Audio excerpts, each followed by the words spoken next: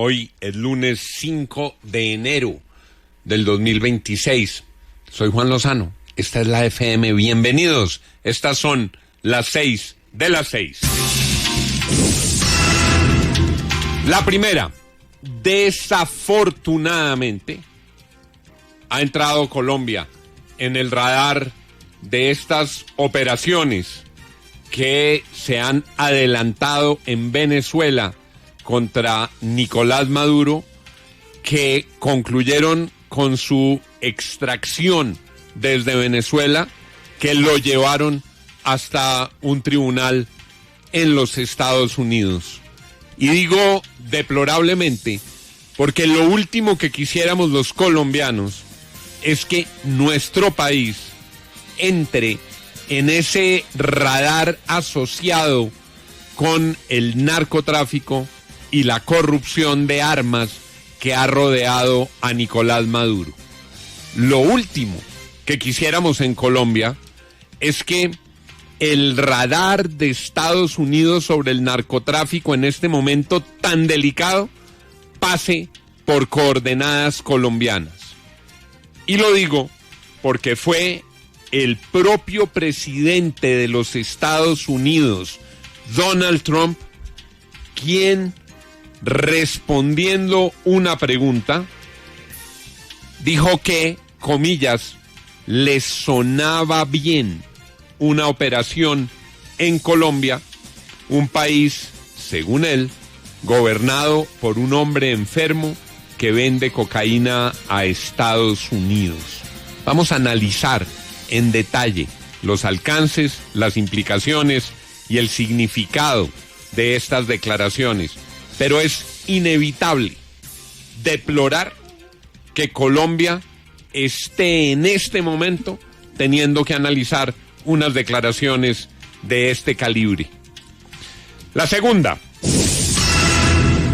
como era de esperarse, el presidente de Colombia, Gustavo Petro, ha empezado a contestar, comillas, hoy veré si las palabras en inglés de Trump se traducen en lo que dice la prensa nacional. Responderé más tarde cuando sepa lo que significa realmente la amenaza ilegítima de Trump.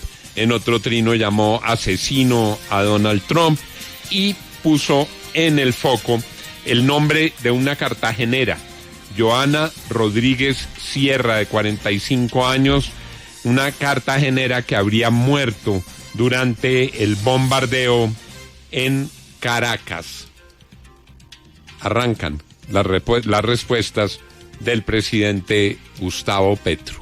Repito, terreno indeseable este que se empieza a abrir en medio de un operativo que ha generado la atención del planeta entero sobre Venezuela. La tercera, vasos comunicantes con Colombia. No es ningún secreto, no es ningún misterio, no es ninguna revelación que el tirano Maduro había sido un generoso anfitrión de terroristas colombianos. Que nadie se llame a engaños, lo sabemos desde hace tiempos. El régimen del tirano albergaba terroristas de Colombia y les daba abrigo, y les daba posada, y les daba beneficios. Tanto que se decía que algunos de esos grupos eran grupos terroristas en Colombia y grupos paramilitares en Venezuela asociados con el régimen. Un informe de inteligencia militar revelado por el propio Ministerio de Defensa alerta en el sentido de que más de 6.000 hombres del ELN y de las disidencias de las FARC que operan en la frontera colombo-venezolana estarían evaluando su repliegue hacia territorio colombiano. Claro, es que el gobierno de Trump los señala como parte de todo este engranaje transnacional de narcotráfico y vivían campantes en Venezuela. Y no de Maduro, es que eso viene desde la época de Chávez. Recuerden ustedes cómo eran héroes allá los señores de las FARC.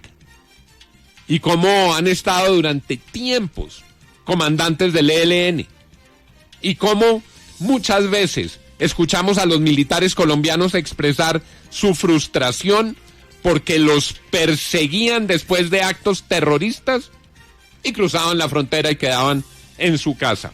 Pues bien, este informe de inteligencia que veremos en unos minutos advierte que podrían ser más de 6.000 hombres del ELN y las FARC que podrían replegarse al territorio colombiano. La cuarta. Algunos creían que la salida de Maduro tras su extracción implicaría el regreso inmediato de Edmundo González y de María Corina Machado. Pues no es así, no va a ser así y quizás no puede ser así. Está claro que María Corina y Edmundo tienen la legitimidad moral, la legitimidad democrática, pero no tienen el control sobre factores reales de poder que en Venezuela operan. Y vimos anoche a los furiosos colectivos chavistas con armas largas en patrullaje por las calles de Caracas. Y ni María Corina ni Edmundo tienen el control sobre esas hordas, ni lo tienen sobre las fuerzas militares que conservan una capacidad significativa, y seguramente el gobierno de Donald Trump está pensando en una transición que no derive en caos y en anarquía. Nada sería peor que sentar en el sillón presidencial a Edmundo González y que viniera la anarquía sangrienta en Venezuela y que en poco tiempo sea depuesto por un golpe militar, hasta con ayuda de quienes han venido acompañando al régimen de Maduro, potencias como China o como Rusia, o dictaduras tropicales como la de Cuba. No es realista pensar que María Corina y Edmundo van a llegar muy rápido a sentarse en el poder de Venezuela. El tribunal venezolano le ha conferido una condición de presidenta interina a Delcy Rodríguez. El gobierno del presidente Trump ha dicho que ella va a hacer lo que diga Estados Unidos, o si no, las consecuencias serían aún peores de las que vivió Nicolás Maduro. Se preguntan en Venezuela quién fue el traidor. ¿El traidor fue Diosdado? ¿La traición vino por cuenta de Delcy? ¿Quién está en este momento generando esa interlocución con Estados Unidos? Delcy, sin duda. Y lo ha dicho Donald Trump en repetidas oportunidades. ¿Bajo qué condiciones se va a dar esta administración? La advertencia es brutal. O hace lo que le diga Estados Unidos, o el ataque será peor que el que sufrió Nicolás Maduro. ¿Eso a qué se refiere? A que no será la continuidad del régimen del tirano con la impunidad en narcotráfico y en tráfico de armas. A que habrá un cambio en materia de contratos petroleros. A que habrá voluntad de Washington en decisiones sobre Venezuela. Sobre esto hay más preguntas que respuestas. Esto es una noticia en desarrollo, un proceso en evolución, pero lo cierto es que Tribunal Superior en Venezuela y el gobierno de Donald Trump coinciden en la figura de Delcy, que ya se mostró ante el mundo en un Consejo de Ministros con los otros dos hombres fuertes del régimen a su lado, Vladimir Padrino y Diosdado Cabello. Ojo, Diosdado, por ejemplo, está en el escrito de acusación. Diosdado está también en los radares de Estados Unidos. Por Diosdado también hay recompensa. Y estaban muy aconductados al lado de Delcy Rodríguez, asunto en desarrollo, gran controversia internacional, muchas preguntas pendientes. La quinta. Hoy, al mediodía, comparece Nicolás Maduro, comparece en el proceso con el magistrado, con el juez Alvin Hellerstein, un veterano y experimentado juez, y comparece para responder por un indictment, un escrito de acusación plagado de cargos, asociado con tráfico de armas y con narcotráfico. Jay Clayton, del Distrito Sur de Nueva York, un fiscal que es cercano a Donald Trump, llevará este caso. El caso va a ser muy, muy importante, no solamente por la gravedad de las acusaciones, sino por lo que pueda decir, contar, confesar, colaborar Nicolás Maduro. La sexta. La polémica en el mundo es muy grande sobre la legalidad de esta operación. La polémica es gigantesca frente a la vigencia del derecho internacional.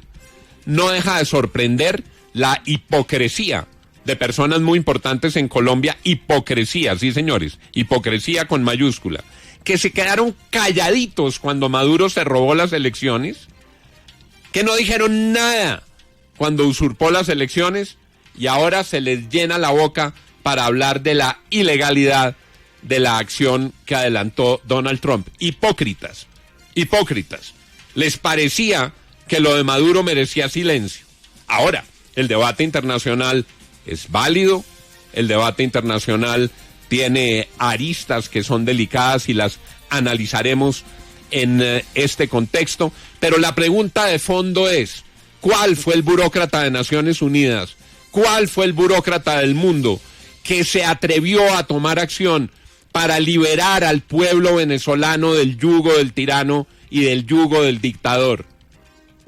Mucho derecho internacional y callados, impávidos, frente al padecimiento del pueblo venezolano. No quiere decir que se pueda pisotear el derecho internacional. Lo que quiere decir es que hay preguntas válidas. Si no era así, ¿cómo se iba a ir Maduro? ¿Cómo lo iban a sacar?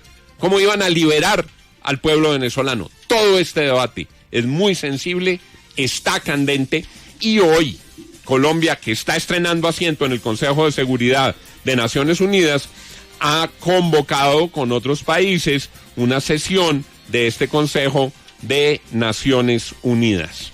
Veremos qué ocurre en el Consejo de Seguridad de Naciones Unidas con Colombia estrenando silla. Todo esto y mucho más, todos los ángulos, todas las aristas, todo el análisis frente a lo que ocurre en Venezuela y su efecto en la República de Colombia. Son las 6:13 y estas fueron las 6 de las 6.